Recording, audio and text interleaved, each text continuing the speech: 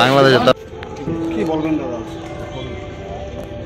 একদিকে উনি কবি, সাহিত্যিক, পলিটিশিয়ান, আর সবচেয়ে বড় বিষয় হচ্ছে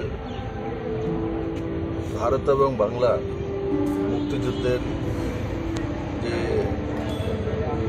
দিশারি, আর ওনাকে বাংলাদেশ সরকার থেকে সম্মানিতও করা হয়েছে।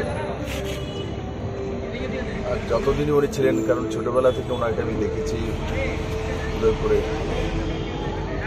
আমাদের আত্মীয় স্বজন হয় রিলেশনেও, রাজনীতিতে কোনোদিন কারোর সঙ্গে কম্প্রোমাইজ করেনি। যেটা ওনার সঠিক লেগেছে মানুষের জন্য করতে হবে সেটা উনি করেছেন। স্পষ্ট বক্তা আমি সবসময় দেখতাম, আমাকেও মুখে সামনে বলে পেছনে কিছু বলবেন, সবাইকে সামনে বলে দিন, এমন একজন ব্যক্তিত্ব। আর ওনার সুপুত্র সুশান্ত চৌধুরী, এখন আমাদের দায়িত্ব, উনি নেই, আমাদের দায়িত্ব যে ওই জায়গাটা যাতে সুশান্তবাবু অনুভব না করতে পারে। আমরা যারা আছি ওর গার্জিয়ান, তো বাবাকে তো দিতে পারবো না, কিন্তু ওনার ছায়াটা আর ওনার স্নেহটা যাতে আমরা দিতে পারি, আমি ঈশ্বরের কাছে এটাই প্রার্থনা করি।